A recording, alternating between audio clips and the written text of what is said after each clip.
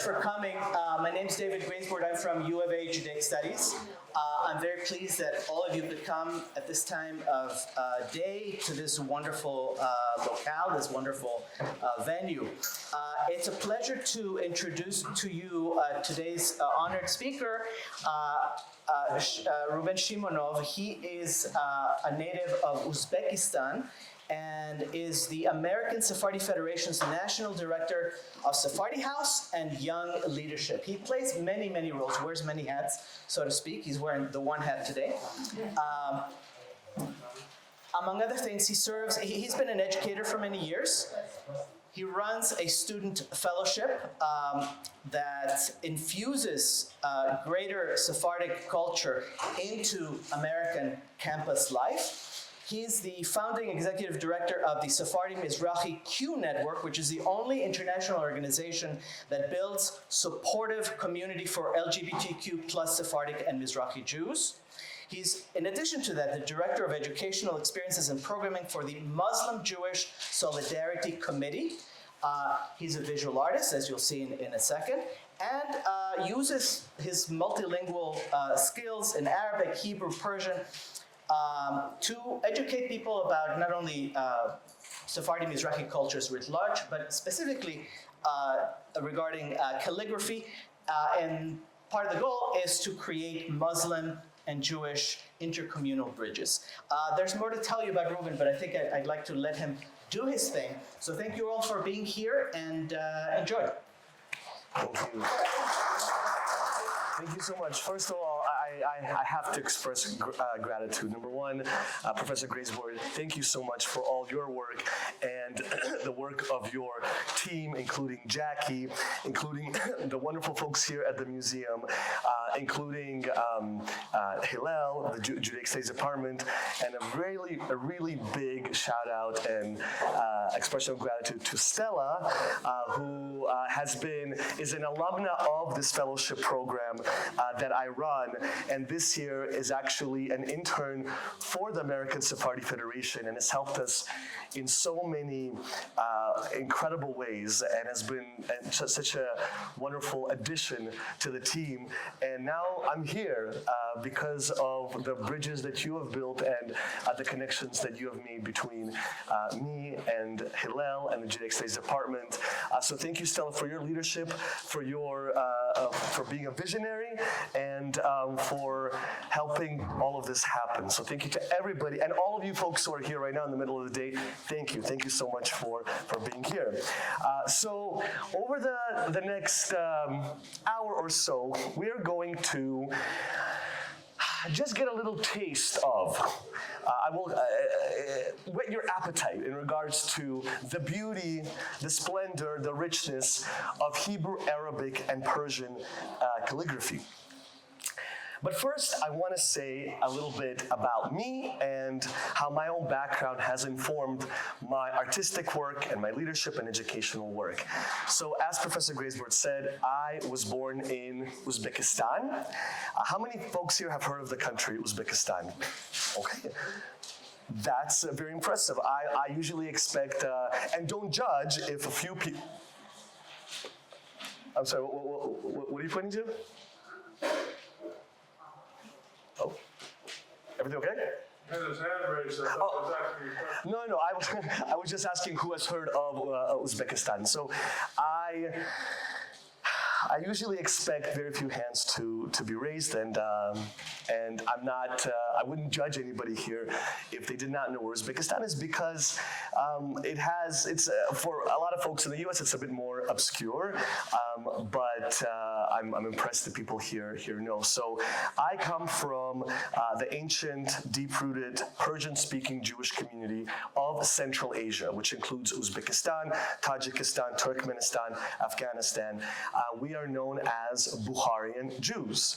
There's actually a sizable population in Phoenix of Jews from my part of the world, from my community. I have some aunts and uncles who live there, and so my own background as a Jewish person from this ancient, deep-rooted community in a part of the world that, well, here everybody knows, but many folks do not know, has, from a young age, instilled in me this interest in both lesser-known Jewish stories and experiences, and also the ways in which the stories of communities like mine, Jews who have lived under Islamic rule in Islamic empires, how our stories can deepen and enrich our understanding of the beauty and diversity of the Jewish world.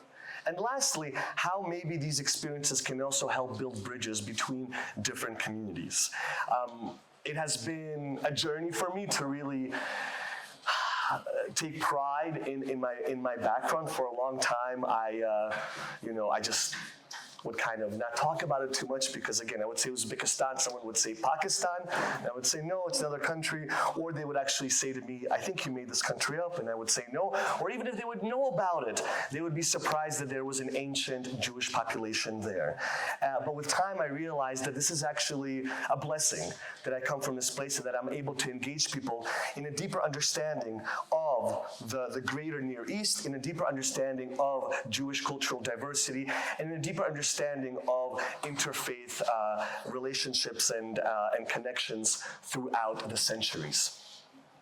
All of that led me to really dive into the world of interfaith work, particularly Muslim-Jewish interfaith work, because my Jewish identity can only be understood within a broader understanding and discussion of Islamic empires and cultures and societies.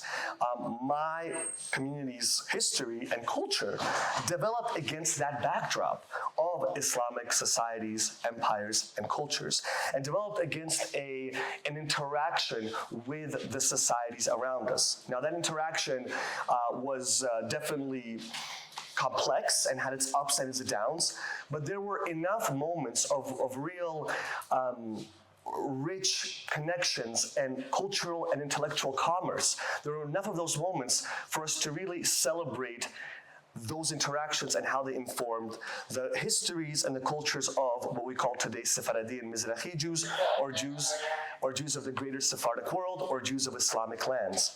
And so for me, being in interfaith spaces since since I was even a teenager, always felt like a natural expression of my Jewish identity. It never felt exotic. It never felt like, something that's the hip thing to do. It just felt natural because I am a Jew from a Muslim majority region. And again, that interaction really helped shape our culture. And so I found myself often in interfaith spaces, again, as a natural expression and assertion of my distinct Jewish identity. And in those spaces, I realized things that were being done beautifully, and also I noticed gaps. And one of the gaps that I noticed was in the realm of creative endeavors and the arts. I noticed that really wasn't being harnessed. We would come together to break bread, to talk about, maybe some theological commonalities like common shared prophets, various rituals that we have in common like fasting, wonderful things. But the arts, really, I didn't find a space for that. And I truly believe, and hopefully today will also show, that the arts and creative expression has such a potential to break down walls and barriers and allow us to connect on a deeper level. And so with that in mind, I started these calligraphy workshops where we could together celebrate and deepen our knowledge and explore the beauty, the richness of 3 Middle Eastern, North African, Near Eastern languages: Arabic, Hebrew, and Persian. And through that, both deepen our knowledge of the beauty and diversity of the Jewish world, and also the deep connections between different faith and cultural and ethnic communities in the region. So I really used calligraphy as both an educational and a community building tool. I always like to bring into this space my ancestors. This is a photo of my family in 1903 in Uzbekistan. I'm very blessed that my grandfather of blessed memory preserved so well the photos of my ancestors. And all of the passion that I have for Bukharian Jewish history and the broader, the greater Sephardi story comes from sitting on my grandfather's lap when I was a child, listening to stories and having him show me and tell me about all of the different people in these lovely photos. And so I bring my ancestors here because, number one, it provides a really, a powerful and concrete idea and illustration of the Bukharian Jewish community in Central Asia. It provides a very concrete look into the ways in which our culture was deeply influenced by and in conversation with broader Islamic Central Asian culture. You can see this by the attire. There's so many things here we can unpack, but we're not going to do it this time around. And also, quite literally, I'm here because of them. Right? I'm standing on the shoulders of these giants. This is my great-grandmother, Shoshana. This is her brother, Ribi, and her sister-in-law, Freha. You could actually see, if you notice, their arms are interlocked, which is beautiful. My grandfather used to tell me that they were like the Three Musketeers. They were thick as thieves. And here they are in this photo. Look, it's a blessing to have a photo of one great-grandparent, or maybe two, but to have the whole family in one photo like this, it's very, very special. And this was taken in Tashkent, the city that I was born in. Just to make sure that we're all on the same page, I like to show this image of Central Asia to give us an idea of where we are, to literally orient ourselves. And so Central Asia, as the name connotes, this large chunk of land in the heart of the Asian continent. Traditionally, it encompasses the five southern countries of the former Soviet Union, but historically, it also includes Afghanistan, very much so. And so we have here Uzbekistan, Turkmenistan, Kyrgyzstan, Tajikistan, Kazakhstan, and Afghanistan. It's also very close to Iran and Azerbaijan. And this region, really the kind of the southern part of Central Asia, is where Bukharian Jews have lived for centuries, if not millennia. And our story has been deeply interconnected with and in communication, in partnership with the story of Persian-speaking Jews in Azerbaijan, in Iran, in Afghanistan. I want to just tell you a quick anecdote. I remember I once, the reason why I have this slide is because of the story. I once said in an early version of this workshop, I said I'm a Bukharian Jew. Somebody asked and said, "What's a Bukharian Jew?" And I said, "Okay, you're right, I shouldn't assume that they would know." So I said, "I'm a Jew from Uzbekistan." And then the person said, "Where is that? Is that Pakistan?" And I said, "No, it's in Central Asia." I thought, okay, that might, they will clearly, they'll clearly understand that because it's just as the name connotes, it's in the heart of Asia. And they still were confused. So then I said to them, okay, do you know where East Asia is? China, Mongolia, Korea? And they said, yes. I said, do you know where South Asia is? India, Pakistan, Bangladesh? And they said, yes. I said, okay, do you know where the Middle East is? The Arab world, Iran? Yes. Do you know where Russia is? Yes. And I asked that person, what do you think is in the middle? And the person said, totally, like just honestly, sincerely, I don't know, an ocean? So it's not an ocean, it's a very, very big chunk of land known as Central Asia that, one thing that I don't have in my next slide, but I'll quickly say, is that for those of you, maybe you remember from world history or social studies, learning about the Silk Roads, right? These important merchant pathways that connected East Asia to Europe and parts of Africa for centuries. The heart of the Silk Roads was Central Asia. And so this was an area where cultural influences, obviously goods as well, but cultural influences have been coming in from all directions. It's an area that, because of its geostrategic location, has been conquered and reconquered many, many times. And so all those layers of history and culture are reflected in Central Asian culture and reflected in the tiny but persistent and resilient Jewish community that's always been a drop in the bucket, but it's been here for 2,600 years, the Bukharian Jewish community. So those layers are reflected in our history. I wanted to show you quickly a few beautiful photos of Islamic architecture in the country that I'm from, in Uzbekistan. The two big cities, historically, and also today they're important cities, these were intellectual, cultural, religious hubs of the region, both for Muslims, but also became important centers for Jews because we would gravitate towards more cosmopolitan areas. So we have the cities of Bukhara, which is where we get the name Bukharian Jew, and the city of Samarkand.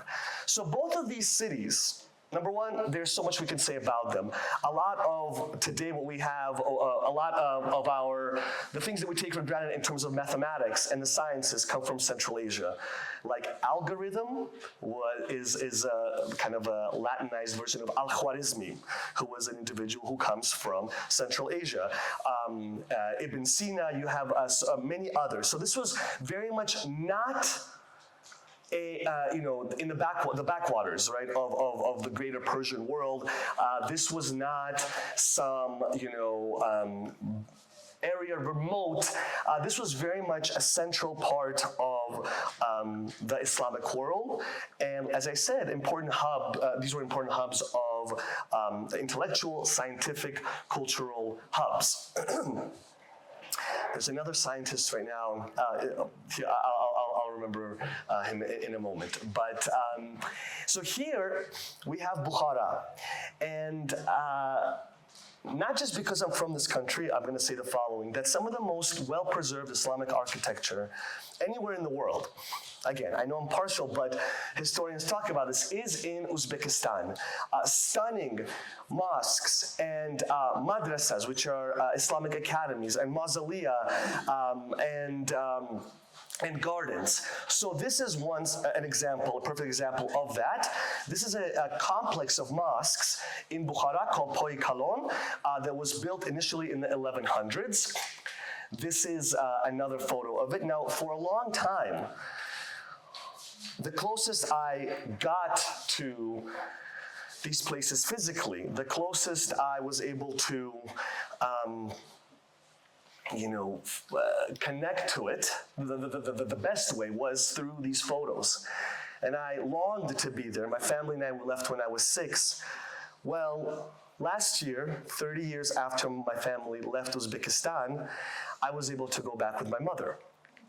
And that's me, right there in that location, wearing the traditional Bukharian kippah. And really, it was very much a full circle moment. Now we're going to Samarkand, the other city that I said has been a very important center of intellectual, cultural, literary life for centuries, particularly, again, within the Islamic Persian context. This is a beautiful plaza with 3 academies, Islamic academies. Now, while this is not a Jewish site, for Bukharian Jews, we very much saw this as part of our collective story. You would see these photos in the homes of Bukharian Jews, or even embroidered in rugs that we would have on the walls, photos of us visiting it, because again, for us, this was part of our collective Central Asian story. And that's me, right there. 2023 actually, it's been 2 years now. I had to wait quite a long time there were a lot of people there, trust me, but I was patient, and then we got that photo. On that same trip, I had the blessing of presenting and exhibiting my art at the U.S. Embassy of Uzbekistan. This is me with the U.S. Ambassador, Jonathan Hennick, in the ambassador's residence. I was asked and commissioned to create 16 pieces fusing Hebrew, Arabic, and Persian together as part of a program that they have called Art in Embassies. It's a program that still actually exists. I was concerned about that, but it's there, it exists. And essentially the program, the idea behind it is to create a platform for US citizens from these respective countries where there are embassies, for these artists to share their work and in that way show the multiple layers of their identities. They reached out to me on Instagram. I thought it was a bot. Like, I thought it was a joke, but it wasn't. It was very real. And I finally then was able to actually see those 16 pieces. And it was such a powerful thing to come back to Uzbekistan as a proud Central Asian Bukharian Jew, coming back to this place with such deep roots of my family and such deep ancestral roots for me, but also standing in front of the American flag and having all those parts of who I am be fully embraced. On that same trip, I was able to lead a calligraphy workshop to a group of, pardon me,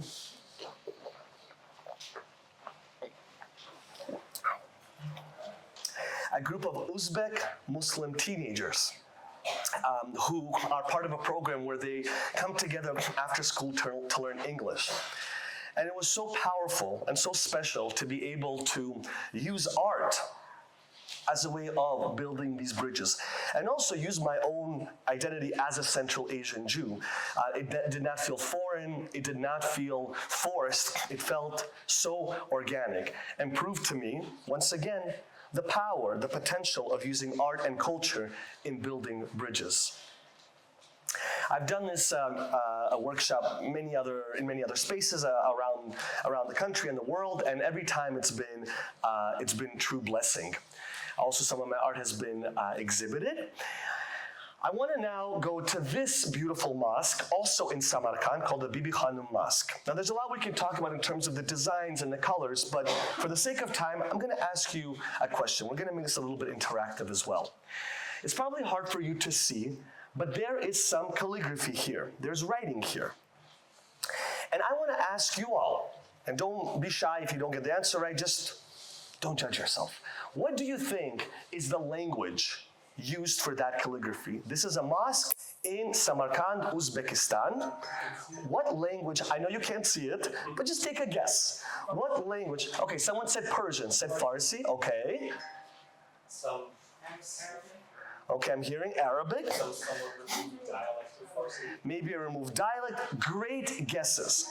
So the language here, even though Uzbekistan linguistically and ethnically is predominantly Turkic, which sounds like Turkish because it's related. So Uzbek is a Turkic language. It's a distant cousin of Turkish.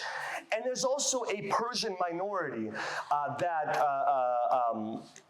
whose roots go back to pre-Islamic Persian, Zoroastrian days and the Jewish community. And even though this is not part of the Arabic-speaking world, the language here is Arabic. And you said, it has to be. Tell me, why? From the Quran. The Quran is written in Arabic. Great. So this is going to now get us closer to, I promise we're going to be trying our hand at the calligraphy in a moment.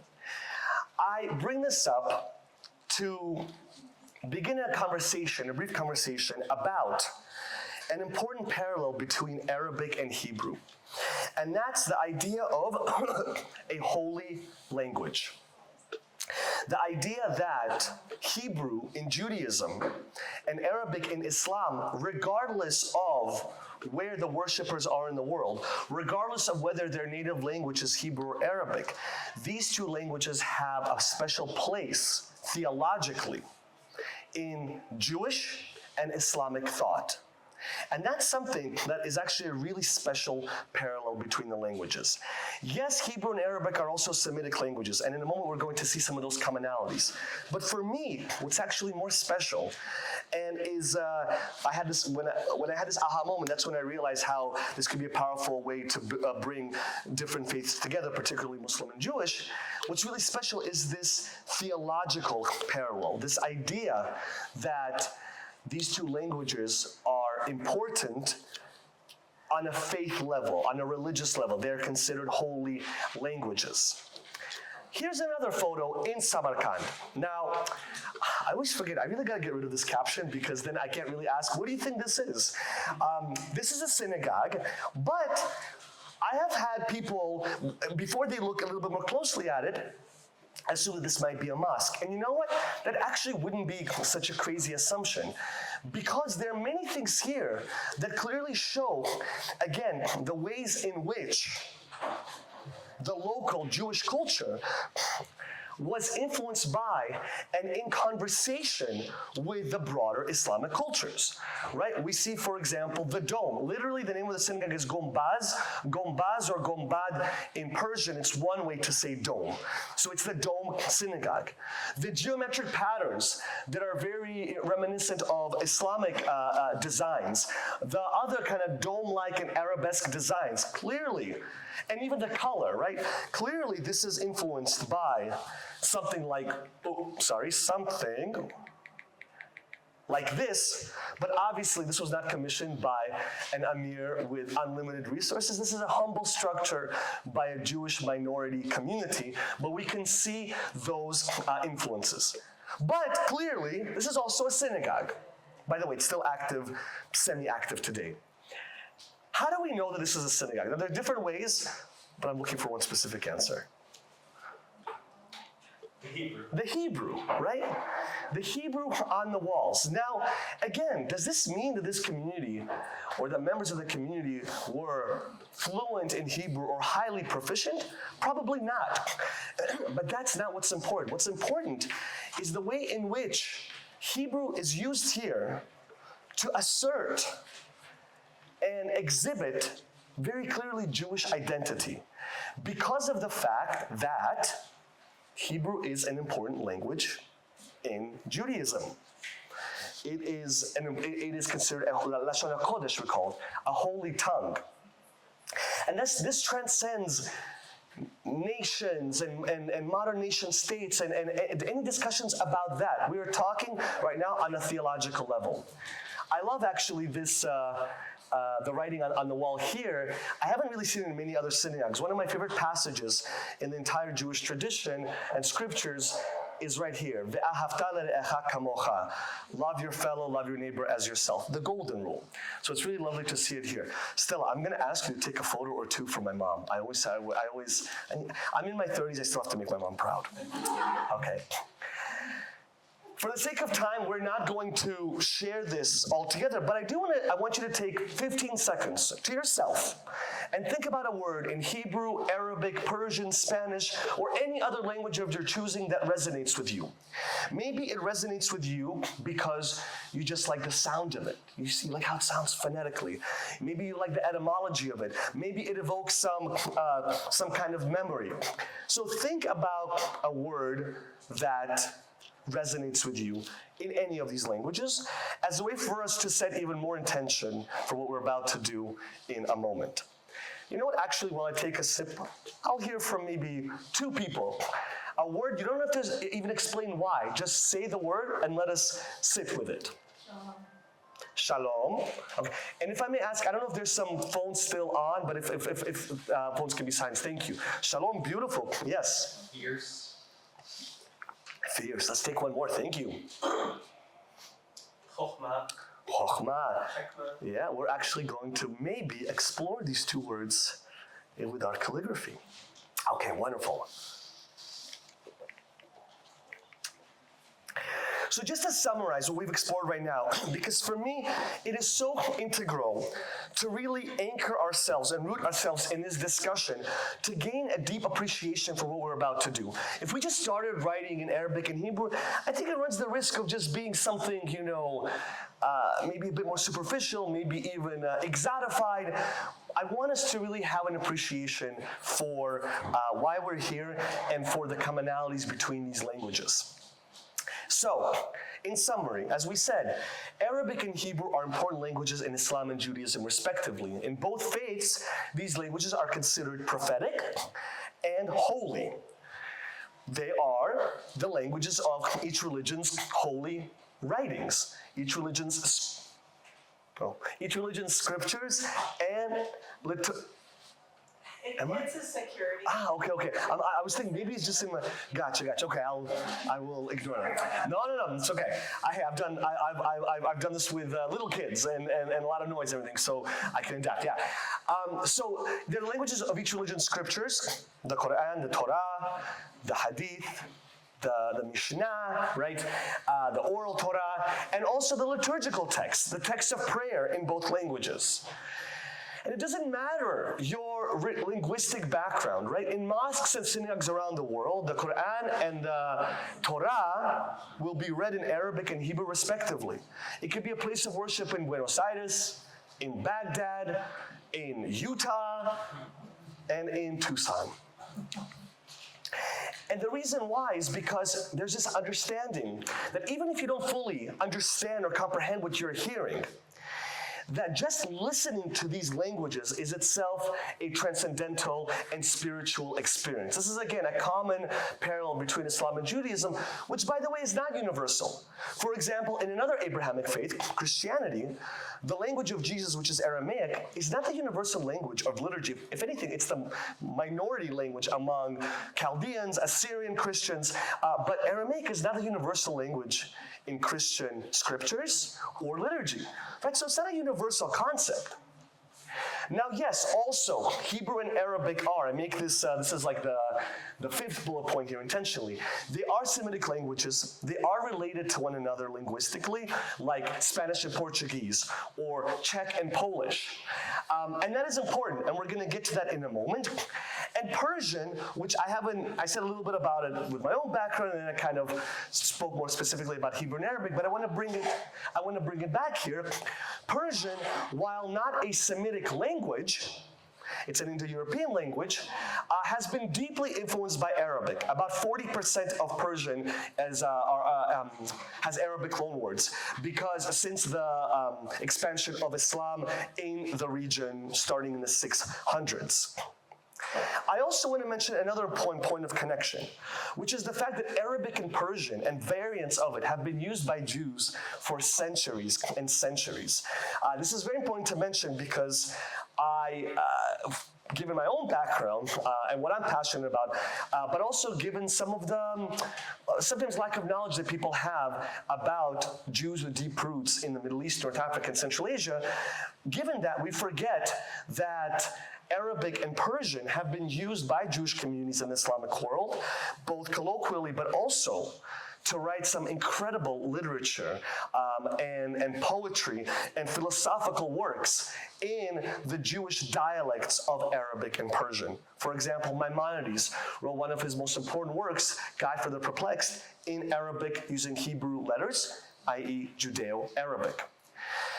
Another important piece of the puzzle here is that in Islam and in Judaism, there is let's say, a frowning upon of creating figural art, of creating art that depicts reality exactly, right? This is why in a mosque and in synagogues, you're certainly not going to find images of like human images, right? Of prophets or anybody. You probably won't even find other images depicting nature. They might be stylized, with mosaics or other ways, but it won't be exactly, realistic, because the idea is that might be, get too close to perhaps idol worship and polytheism. And so all of these things combined, the only reason I keep on doing that is, I can look there. I don't want you all to think I'm texting or anything. I'll look at that clock. All of these points combined then make it quite clear that calligraphy would emerge as a central art form in Islamic and Jewish societies. And that's exactly what happens. So now let us dive a little bit deeper now into Islamic Arabic calligraphy. This image is a great way for us to approach this part of our time together, because it compares apples to apples the same passage in Arabic, but written in different classical calligraphic styles. Now this is not an exhaustive chart. There are other styles, but these are, I would say, some of the main calligraphic styles that vary, by the way, by time and place. One of them might be from 12th century Maghreb, North Africa, and another one from 15th century Iran. And for the sake of time and also to really give it the proper respect, we're not actually going to dive into the history of each style. This is news, brand new developments, I would say. I'm going to be teaching a course on this at John Carroll University. So there, we are going to dive more deeply. But for now, just appreciate the fact that these different styles vary and span space, geography, and different time periods. Now, here is another example of a chart, a graphic that shows the same passage written in these different ways. Now I'm going to ask you all a question here. Those here who might be able to read the Arabic script, what is written here? If anybody might be able to read, yes. Exactly. So this is the first verse of the Quran, and it's also the first verse of every chapter except one in the Quran. And it's very much, I call it like the intention setter. What it says is actually, I think, quite universal in Abrahamic monotheistic faiths. And what it says here, this is a little bit less elegant. This is more the kind of the computer script, but it's still beautiful. What it says is, Bismillahir Rahmanir Rahim, in the name of God, the most compassionate, the most merciful, the most beneficent. There are different, things, translations or interpretations, but it is a very positive passage. We could definitely agree on that. And every single word in this passage has a Hebrew equivalent. Bism, Beshem, in the name. Allah, El, God. By the way, those of us who are Jews of Islamic lands, we use Allah all the time. It's like when I say God in English, I'm just saying God. And so, mashallah, inshallah, barikallah, these are common expressions that Sephardi and Mizrahi Jews will use, and Christians as well from the region. Ar-Rahman is related to the Hebrew word Harahaman, the compassionate. Ar-Rahim, the Hebrew word Rahum, which is also like merciful and compassionate. Here is an image from a Judeo-Persian book that I found during my extensive research on Judeo-Persian literature. So what that means, by the way, is that all of this is Farsi, written in Hebrew script, but this is not Hebrew. But the way that the book is opened up, right, the opener of the book is this statement very similar to this one. Well, with some variation, but we have Beshem, Bisim, El, Allah, Rahum, like Rahman or Rahim, and then another word here, Hanun, which is actually related to another Arabic word, Hanan, which connotes grace, and again, is a positive attribute. So with all of that, we are now going to write the word Beshem and Bisim together. So please, everybody, take a couple of pages of this computer paper, a couple of sheets, and take one calligraphy pen.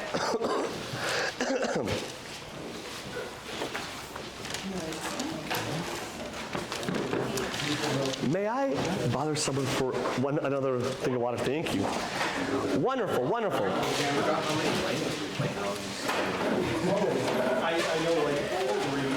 Yeah, you can take a couple, you don't need just one paper. And intentionally, we're using the most simple paper because what we're going to do over the course of the next 20, 25, 30 minutes is not create a masterpiece. This is not like, paint night, where at the end, you come home with something you can hang. I don't want us to have that expectation or that pressure. We're just going to experiment with, have fun with these items in front of us and not judge ourselves too much. So does everybody have paper and one pen?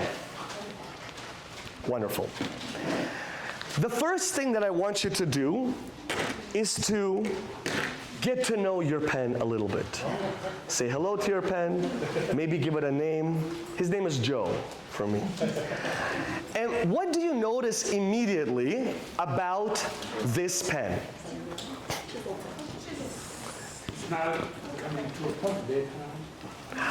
So there are actually two sides. There is a pointed side and a chiseled side. So it's 2 for 1, but we're going to use, am I right? Right, is there a second? Yeah, okay, good. We're going to use the broad or chiseled side because that will allow us to create the kind of lettering that better mimics or exemplifies classical Hebrew, Arabic, and Persian calligraphy. So open your pen up, please, to the chiseled side. It's a little bit broader. I'm also, I'm gonna do something. I have my own pens where the chiseled side is a little bit even broader, so you can experiment with the one that you have, which is beautiful, and then also you can use these. So what we're going to do now, before we write any word, before we write any letter, we're going to practice some strokes. And doing this really puts us on the same playing field, because I'm not assuming that people here know Hebrew or Arabic or Persian, and this workshop is for people with no background necessary. And so we're going to do something that we all can do right now. We're going to begin with something we can all do, which is create certain strokes that will become the building blocks of the letters and the words that we will write. Okay, so for that what we need is, number one, again, broad side of the pen open. And what we're going to do is lay our pen fully and firmly on the piece of paper. The entire broad side down at an angle, roughly 45-50 degree angle. And from there, we're going to just create a few horizontal strokes, as if you are highlighting a text. Many of us have highlighted a text, so try that. Don't judge yourself, don't be frustrated, just try your best to create these thick, the strokes should be relatively thick. Okay. Now, we're going to do the exact same thing, pen firmly, fully on the piece of paper at an angle, and we're going to create some vertical and diagonal lines. Vertical, right, up and down, and diagonal lines. And just see how it feels, like observe how this, how it feels, how it's flowing on the piece of paper, and do your best. Now we are going to take it to the next level. These horizontal strokes that we created, we're going to give them a little bit of a curve.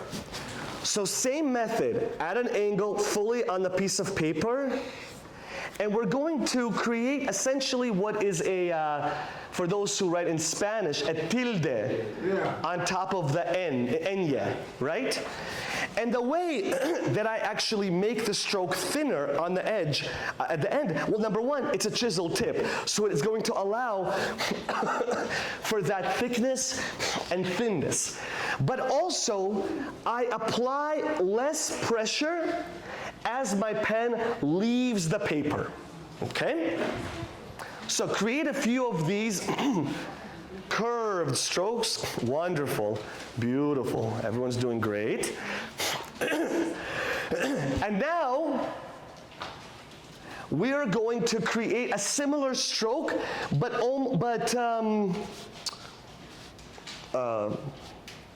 how would I say it? like flipped over, I guess, just in a different orientation. So instead of having the top here and then have it kind of the peak and then the valley, we're gonna start with the valley and then go to the peak, okay? And when we do that, if you notice, I bring my pen down a little bit, and that gives it that very nice tip, right? Okay. Now, we are going to do the same thing, but with a vertical stroke, which will create either what appears like a very thin S, or almost like a spine. So we're going to do this. Okay? Right? And again, because it's a chiseled pen, it allows for those kind of thicknesses and thinnesses. Okay. And then the last stroke will be diagonal. Again, when I put my pen down, I bring it then down just a little bit to give it that nice tip right there. How y'all doing? Wonderful, wonderful. And that's why I always start with don't judge yourself. You're literally, for most of you, this is the first time you're working with this kind of pen. I'm making you create these, interesting shapes. Just have fun with it. The final shape that we are going to practice before we venture to write Beshem and Bissim is a diamond shape. Now, this is going to become very important in a moment. Some of you might already anticipate why. So what we're going to do is, again, same beginning, pen firmly on the piece of paper at an angle, and then we're going to move it ever so slightly diagonally to create these diamond shapes. And by the way, help each other out. If you see that your friend to the left or to the right is maybe struggling or has perfected it, talk to one another. Essentially, yes. Yeah, that's a great way that somebody just said it's a short line. That's a great way of putting it. Because if I continued, right, I would essentially be doing, right, the whole stroke. So it is a short line that creates this diamond shape. Okay.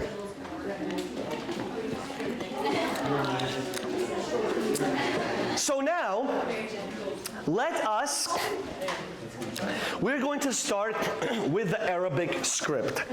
And we're going to write this word, Bissim, which in this context actually conveys and packs in 4 words in English in the name of. Semitic languages are very efficient.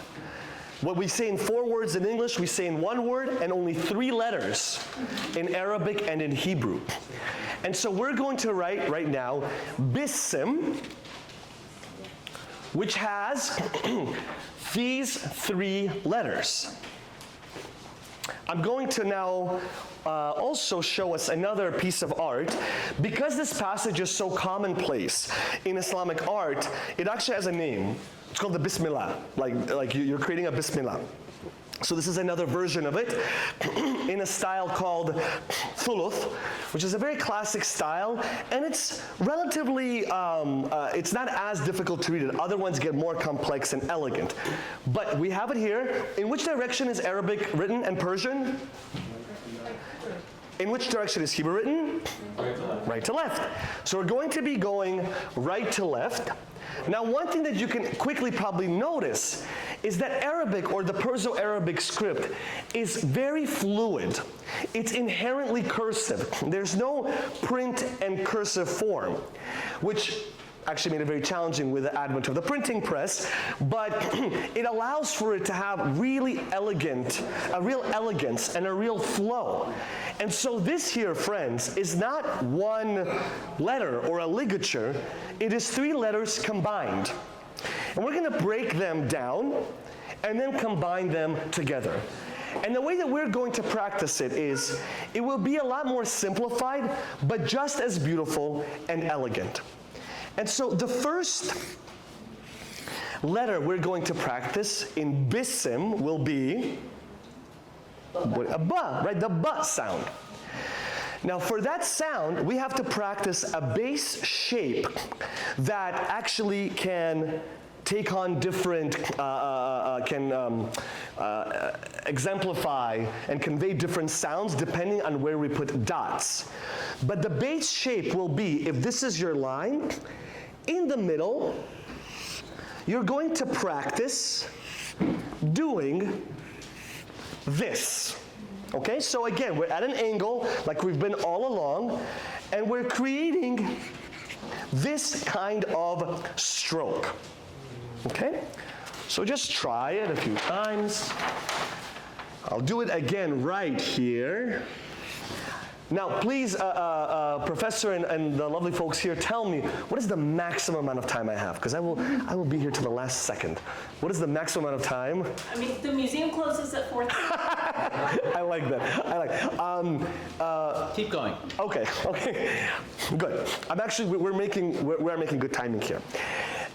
Now that we've started practicing this stroke, we need a dot. In Arabic, it's called nukta, which if that sounds like nekuda or nekudot, that's because it's actually a cognate. Those words are related. So this dot, depending on where it is with this base shape, is the difference between a ba, a na, a ta, a tha, a ya, and in Persian, a pa. So the dots make a difference. It's not like nekudot, like diacritic vowel markers in Hebrew, even though it looks similar. So remember that beautiful diamond shape that we practiced? Well, we're going to put it below this shape. And that, friends, is the initial form of ba. I say initial because this letter will look slightly different depending where it is in the word, because again, it's a connected alphabet, right? So there are initial, medial, final, and isolated forms of the letters. It's a lot. Here, where is the ba here? It's this stroke. They added this also. We're not going to embellish it with that dot below. Do you see? That is our ba. Let me show you another one. Here, again, it's going right to left, but the artist decided to do something else here. There's also an elevation, right? It's ascending. The artist took creative license and to possibly convey something, spiritually. Also, the letters are on top of each other to kind of express a certain kind of depth and 3D-ness, like multidimensionality. But again, we're starting right to left, and where's our ba? It's this stroke. The dot is significantly below, again, because this is a work of art. So we're going to see things embellished, exaggerated, and stylized. What will be the next letter in Bissim? And you have to think, again, Semitic linguistics, right? Not I, because the short vowel does not show up in the base letter. So the next letter is a sin, which if that sounds like Hebrew sin, that is not a coincidence. Just like in Hebrew, where sin and shin have 3 branches or 3 teeth, the sin and shin in Arabic also has 3 points.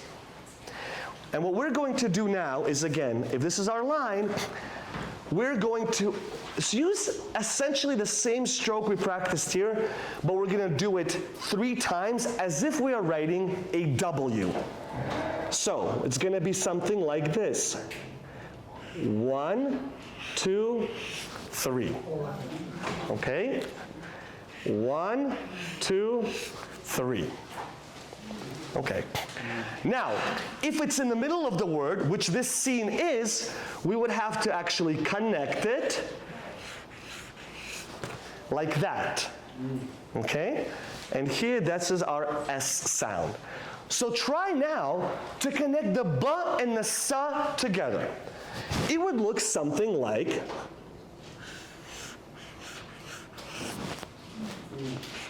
like that. Now, if you notice, my ba here is a little bit taller because there are some rules or suggestions about how it should be done. Same thing here. The ba is actually a little bit taller, but if they're the same height, it's still perfectly fine and readable. All right. Let us now practice the final letter of Bism. What will be the final letter of Bism? The M sound, and the name of it is Mim, which again, not coincidentally, is related to the Hebrew letter Mem. So many connections here. In this image here, the Mim, or the final version of the Mim, is this letter right here. Now again, the artist here decided to exaggerate the stroke, and we're going to practice a more simplified but equally elegant version here. The artist decided to do that. Let's show another example of a Bism. So again, because the letters are connected and fluid, it allows for something like this, where the ba is here, the sin is here, and the mim is right there. All right, so let's practice this letter, or the final form of this letter. So again, if this is our line, we're going to begin with a shape that sort of resembles an oval. So something like this. Okay, so start with that. And then we're going to extend it well below the line to create, which by the way, for those who know cursive Hebrew, if that looks like a mem sofit, that is not a coincidence either. Okay? So, that is one way, different ways. This is a more, again, simplified but lovely way of writing the final meme. And so how would it look all together? I'm gonna steal this chair. So all together, it might look something like this.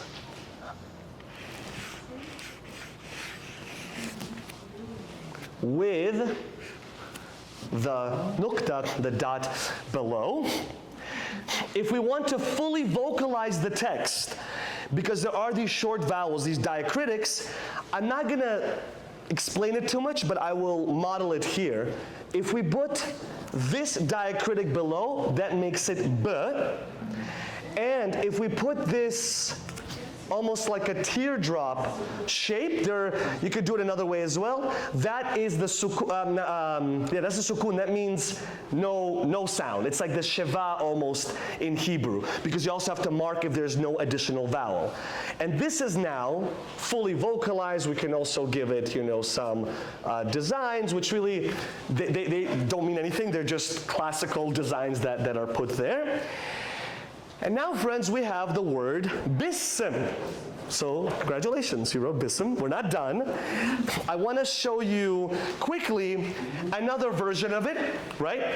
Now, hopefully, it's a little bit easier to recognize. We have the Bism here. Do you see that diacritic marker, right? That's the I. And this little teardrop is sort of above the scene. And then you also have those, just the beautiful designs. You can also, for design, you can write isolated forms of the letters below it. So this is an isolated scene. This is an isolated meme, which looks even more like a mem sofit in this image. It could also be in the shape of objects, right? So we call that calligram. So what does this look like to you? Fish. A leaf. Once in a while I get mouse. I think it's a leaf, but it could be all of those things. By the way, do you see this long line, right? This dagger, like you see them everywhere here. This is actually a good time for us to then practice another letter. That long line, when it doesn't connect to anything after it, is an aleph, like Hebrew aleph. And this is, by the way, also where we get the word alphabet. Alphabeta comes from aleph bet, the first two letters. So, you're welcome, world. So the aleph or the aleph in Hebrew, does it have its own sound? No, it's not an A. It holds whatever vowel might be around it. But because it's often an A and the word is Aleph, or the name, people often associate it with A, but it could be other things. So here, these long lines are the A's of, the Alephs of Allah, Ar-Rahman, Ar-Rahim, that A. So let's practice that long stroke.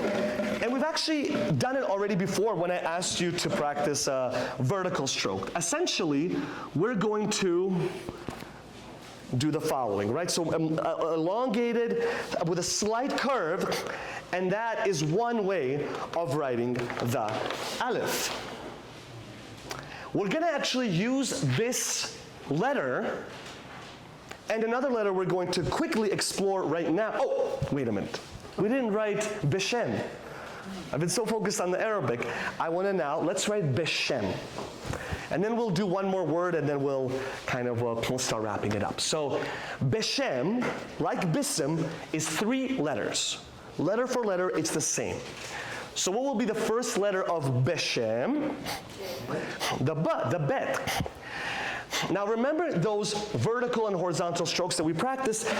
As I said before, these are going to be the base shapes of our letters.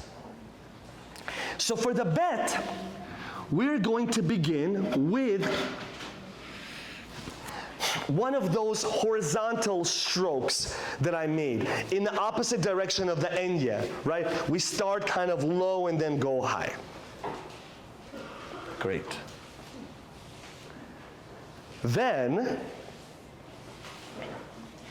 we're going to add a vertical stroke that will make it look as if it were seamless, but we took our pen off the paper like this, okay? And even me, by the way, right now, I would have the tendency to judge myself and be like, no, this is kind of flimsy, but I'm not gonna do it. I'm gonna try not to do it. It's exactly how it's meant to be. So right now, this actually looks like a resh, but we're going to give it a base to make it be a bet. Inspired by some of the art that I'm seeing, I'm going to exaggerate and elongate that bottom stroke, and you can do it as well. And I encourage you, as you do it, to say swish. I'm telling you, it'll help. So we're going to do swish. Okay?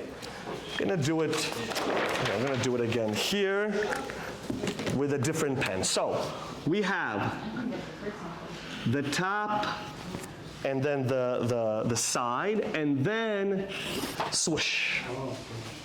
Great. The next letter in Beshem is going to be the Shin, right? Which corresponds to the Sin. By the way, it's almost consistently the case that words, cognates, the same, like similar words in Hebrew to Arabic, if they have a Shin, it becomes a Sa. Yishmael, Ismail. Rosh, Ras. Mikdash, Maqdis. And it goes on and on and on. Moshe, Musa. So, the Shin will begin like this. We're going to give ourselves a little bit of space and start here and create a slightly diagonal stroke. Okay? Which we then will connect to this stroke on the right. Now there's something missing here to make it a Shin. What is it? The middle branch, right? Just like the Sin and Shin in Arabic have 3 tips, same thing in Hebrew. And so now I'm going to add that. And in a moment we will put the nekudot. We're going to put the dots. Okay, Professor, I'm going to ask you because I will need, again, Professor Graysword, I'm going to go forever. So give me a hard stop. Tell me. Okay. And I'm good with that. It is 2:35. Let's go till 2:45. How's that? I love it. I love it. Thank you. Awesome. And folks, I also understand if people have to leave or anything, you will not offend me. But how y'all doing so far?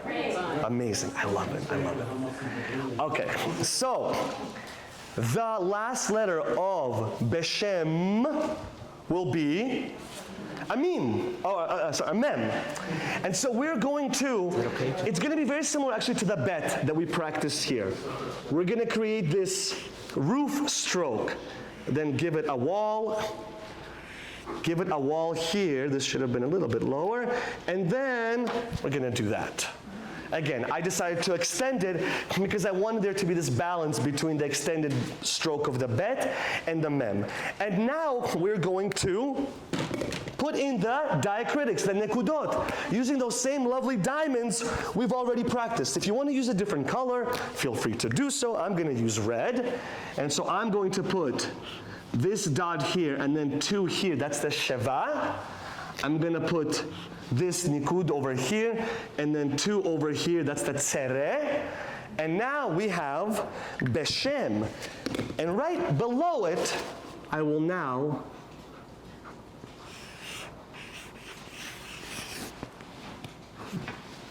write bisim.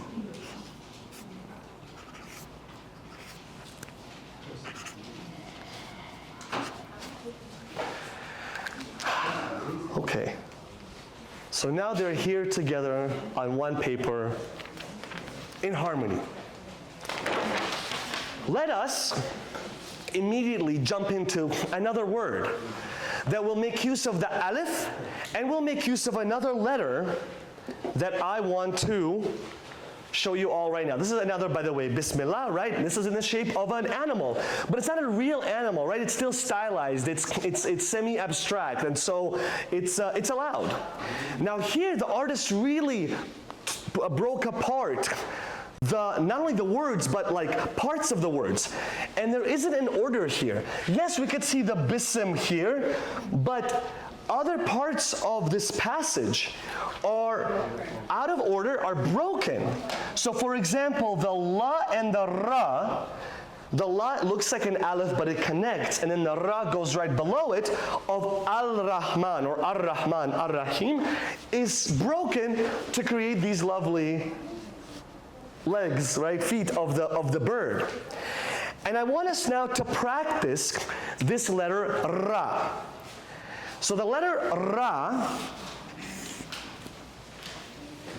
which is related to the resh in Hebrew, if this is our line, it's going to start in the middle of the line and then go below it as if we were writing a J.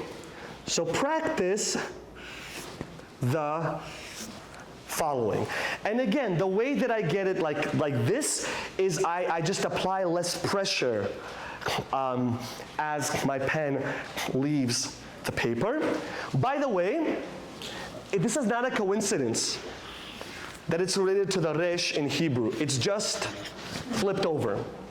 And that's how the ra came about. It's also, I was told, might be related to like the R. Yeah. So that's the ra. And the ra, nothing connects to it after that letter, so it can stand alone. What we're going to practice now is another beautiful word that has a literal and figurative meaning, and that's the word for head. So in Hebrew, the word is rosh, and in Arabic, it's ras. Same exact word, 3 letters that are the same letters, the sh and the sa going back and forth, as we said before.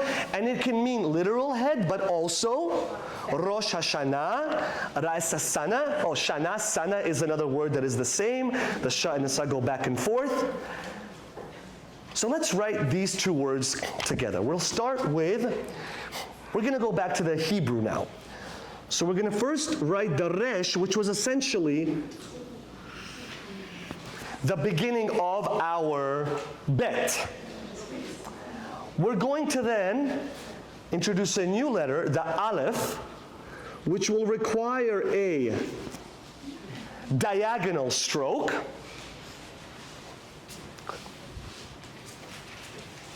Then a shorter, almost as if you're writing a yud or an apostrophe stroke here. And then lastly, a bottom stroke that I'm going to exaggerate a little bit. Okay? and that is our Aleph. Aleph, I actually think, is the hardest letter to write, and so I think it's very humbling that the first letter of the alphabet is truly the hardest letter, and one that I'm continuing to perfect and master. The final letter for Rosh, well, we have Beshem, right? We already know this letter. It's a Shin. And so we're going to, again, create here another diagonal stroke, but not as steep, right? So we're going to do this. Going to add it here, right? Then right here. And so this is Rosh, and I will add the diacritics because I think they look pretty, so we're going to put the Cholam right here, and then above the Shin, it's kind of symmetrical. So now in Arabic, we're going to do it right below. We're going to start with our good old Ra.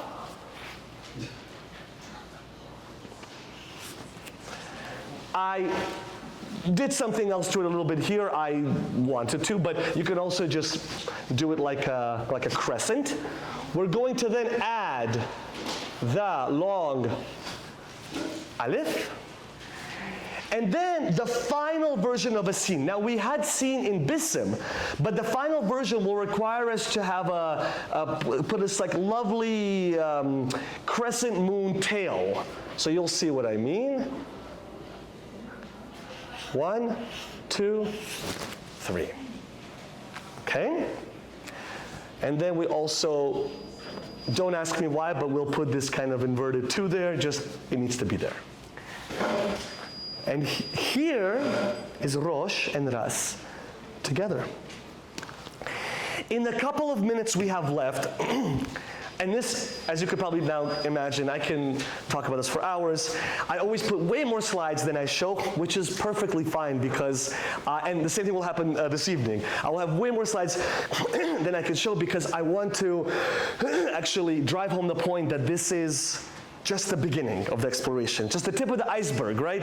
And so you should be encouraged to learn more and investigate more, but there's so much that I couldn't get to, which is okay, but in the couple of minutes we have left, I want to show a little bit of my own art and the way in which everything we have explored here, just some more versions of Bismillah, the way that this has influenced and informed my own art. Just again, different versions of it, a more modern take on a Bismillah. These are all Bismillahs. And then we obviously we've already been talking about Hebrew and Hebrew calligraphy, but I wanted to show you a few examples here. Well, the first thing I wanted to do was actually show these examples of Judeo-Arabic. So these here are manuscripts in Judeo-Arabic. So it's Arabic written in Hebrew script. This one is from over 1,000 years ago, found in the Cairo Geniza, in the storeroom of the Ben Ezra synagogue in Cairo. This is from 700 years ago, a manuscript that was written in Yemen by the Yemenite Jewish community of the Maimonidean classic guide for the perplexed. That's actually from 1190, but this one is 700 years old. A beautiful, and by the way, it also says here, Beshem Hashem, right, in the name of. So again, we have that Beshem everywhere. This is Judeo-Persian. So again, we are seeing the Hebrew letters being used as a way of asserting distinct Jewish identity. But this is clearly in conversation with classical Persian. First of all, the language that is used here, this is a highly poetic register of Persian that is used to write this. Secondly, just even the style of it, the rhythm, the pentameter, I guess. In Persian literature, what distinguishes classical Persian literature are writings that are written in rhyme form for hundreds of couplets. It's sort of, I think, like, Shakespeare wrote like this as well, but the Persians have been doing it forever. And so, for example, the national epic, the Iranian national epic, Shahnameh, the epic of the Shahs, it's this almost like, like the Iliad or Odyssey. It's this big national epic written completely in poetic verse. And so, and I will wrap up very soon. And so, when Jewish communities started writing their own unique Judeo-Persian literature, They were aware of that literature. They were reading that literature, but they made it distinctly Jewish, the Judeo-Persian version of it.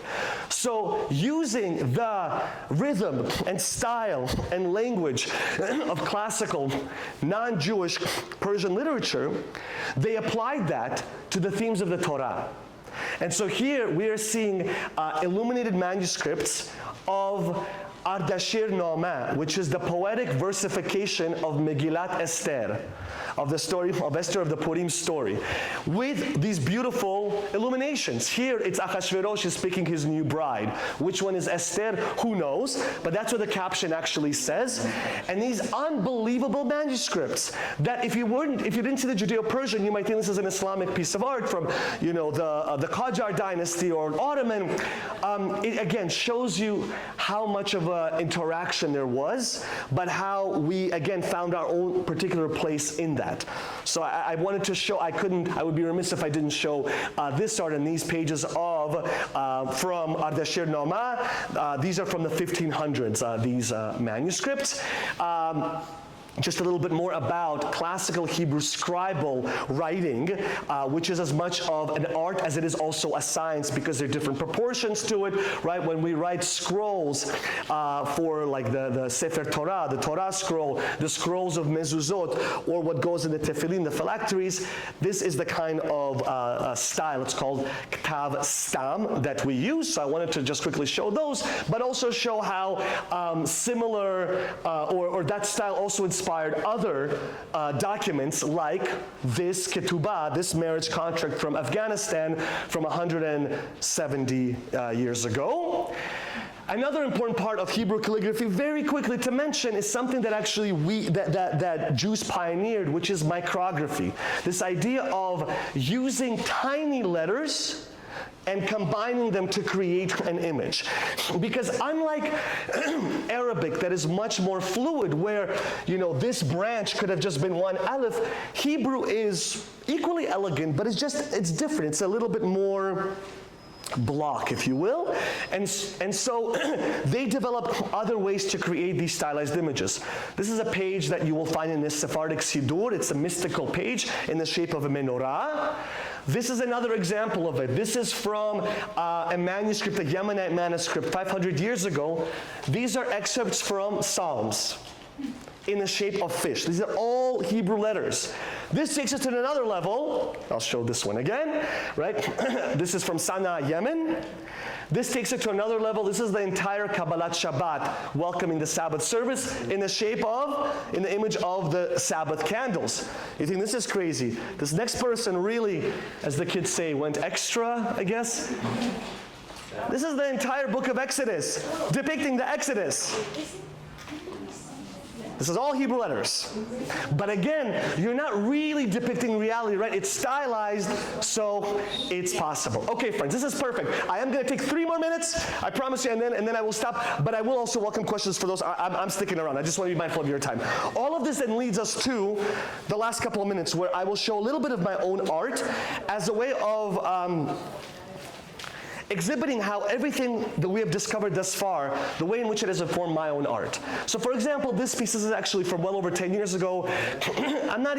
It's nice, but I keep it here for 2 specific reasons. Number one, I like to show kind of the trajectory of my work, but also because this piece, even early on in my art, shows the way in which Arabic and Persian calligraphy was informing and influencing and shaping my even just Hebrew calligraphy. This is purely Hebrew. This is part of the priestly blessing. It's a beautiful ancient blessing that we have that says, this part says, may God bless you and protect you. But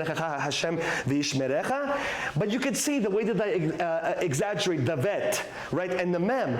I am clearly, and I can say this because I did it, influenced by Arabic and Hebrew and Persian calligraphy. Same thing here. This is purely Hebrew, but influenced by Arabic calligraphy. I asked myself, how can I create a certain, let's say in this case, bird, using only the letters that I have? Right, that is very classical Islamic Arabic calligraphic styles. And so it required me to take a step back, to meditate on it. There's a real mindfulness to it. And then ultimately, it came to me. It actually came to me in the middle of the night. And then I sketched it. This Shalom Aleichem, peace upon you all, with the Shin that I made into a beak and the Lamed that I extended. I did the same thing then with this pomegranate. This here is a commission piece that I did for a Persian Jewish family that says welcome in both Hebrew and in Farsi below. In Farsi, these are not cognates, but we put them together. In Farsi, the way you say welcome is Khosh Amadid. And actually here, the letters, or these leaves and flowers, are the letters of Beruchim Abayim and Chosh Amadid. They're all in there. And it's about this long. Where I really then found my, okay, this is good. Yeah. Where I really found my niche, I would say, or my, my calling, was in pieces that juxtaposed on the same page Hebrew, Arabic, and Persian in ways that almost made it. Essentially what I wanted to convey was this blendedness, right?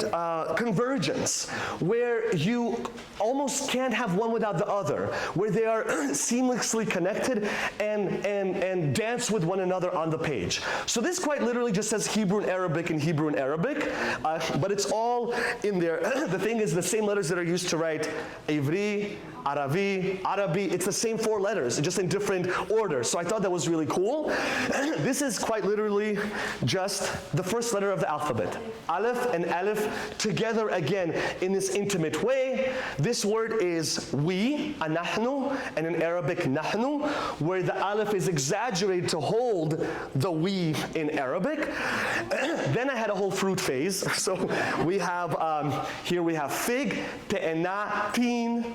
We have anab, anav, grape, rimon, ruman, so many words. There are so many words that are the same in both languages. And again, I was asking myself, how do I create this without using any superfluous letters or strokes? Another pomegranate one. I did a lot of pomegranates. This one, someone said wisdom, right? So we have here hikmah, and in Hebrew, chokhmah. And this I'm actually working with a jewelry designer. We're going to make it into a pendant. So again, the possibilities are limitless. I'm almost done here. Blessing, beracha, baraka. Again, I was trying to think, how can I create a kind of a yin and yang balance? So I exaggerated this stroke of the kaf and the ba to make it beracha, baraka. This says hayim and hayat, which means life in both languages. Day, yom, yam, night, leila, laila.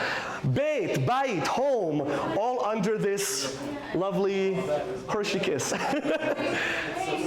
Oh, people. But by the way, you will also find all of this, if you have Instagram, my page is Words in Motion. I don't have a website, I'm not that savvy, but I do have an Instagram page, Words in Motion, one word. You'll immediately know that it's my page. And what I'll end with is what I then started experimenting with more recently, which are these like repetitive shapes to create these symmetrical, almost like mandala-like designs that I hope allows a person to get kind of lost in it and get into a trance-like state. And you actually have this in classical Islamic Arabic, and Hebrew Jewish calligraphy. So this one says salam, shalom, which was a word that was said before. This is actually purely Hebrew. It says go forth, lech lecha, but I did it, I also repeated it. This one says my brother, achi, or achi, in Hebrew and in Arabic. A windmill version of wisdom. This is purely Persian and Hebrew. While there are far fewer examples of Persian influencing Hebrew, the main way is, and the way I can get away with saying that my calligraphy is Hebrew, Arabic, and Persian, is because Persian has a lot of Arabic loanwords that are then slightly Persianized, and those, so they come by way of Arabic, by way of Hebrew. But you do have some ancient words that came directly during Sasanian, Zoroastrian, Persian times, which is when the Babylonian Talmud was redacted. This is one word, pardes. Pardes can mean like grove, orchard in Hebrew. In Persian, the word is pardis, which is where we get the English word paradise. Paradise. Yes. And then in Arabic, it became ferdos, like ferdosi, because the pa can't be pronounced, but it's pardis. And in Persian, it also means like an orchard. And so I created, I extended it here. I'm almost done, I promise. Another version, another one, this here, I was trying a different style. and the word here is wahda and ahdut, which means unity. Another version of it, again, intimately connected here. A prophet, Haron, I made this for a person whose name is Aaron. This is love. Again, all interconnected. I then did a lot of things with ahava and hub or al-hub or muhabba together. So this is another version of it. This is beracha and baraka, again, kind of all interconnected. This is also love, and then the Persianized version of the Arabic word. So in Farsi, we say mohabbat for love, and that sounds, I think, to me, even more like ahava. Mohabbat, ahava. Too much to explain that beautiful piece. This says one, ahad, and ahad. There's a couple ways to say one. You could say wahid, but ahad refers to like the oneness of God. And then these are the pieces, what I'll end with are some of the pieces that are actually found in the ambassador's home. I intentionally wanted to choose colors that were very, almost like comic, like comics and like pop-up and kind of Andy Warhol style, because I wanted to infuse modernity into these pieces, honor the past, but also make them, almost like give them like a neon color and make it intentionally loud. So this says mohabbat, which is Persian for love, from muhabba in Arabic and ahava in Hebrew, all to form this flower. This is beloved, Haviv in Hebrew, Habib in Arabic. The beautiful greeting, peace upon you all, right, that is held underneath. Is this a church? Is this a mosque? Is this a synagogue? Is this a home? Who knows? It's all of those things. So it says Shalom Aleichem and Assalamu Alaikum in one place. Spirit, Ruch, Ruach, good old Abraham, our prophet, Abraham, Ibrahim, Ar-Rahman. Remember Ar-Rahman, Ar-Rahman? We're almost done. Menorah, Minara. Did you ever think about that? Menorah and the word Minara, where we get minaret, because that's like a beacon of light. It's like a lighthouse, and Menorah is a source of light. Shalom, salam, blessing, pomegranate, wisdom, and then yes, I'll end with this one. This is one of my most recent pieces, which took the other muhabbat to a whole other level. And these were just some nods to the cities I'm from, Bukhara and Samarkand. And I'll really end with this one. We just had Purim, and this is my nod to the heroine of the Purim story. Her name is Esther, but the Persian, there's a theory that name actually comes from the Persian word setare, which means star, which is where we get the English word star, and the Spanish and Ladino word estrella, and many Persian Jewish women, particularly of a certain generation, if their Hebrew name is Esther, their Iranian name will be Setare. So friends, thank you so much for going on this journey with me. We went well beyond time, but y'all stuck around, and I so appreciate it. And the barakah and the beracha that I want to give you all before I give it to the professor, because yes, I'm well over time. The blessing I give to you all is to continue exploring the ways in which our cultures are connected, because truly there's more that connects us than divides us. Thank you. Thank you.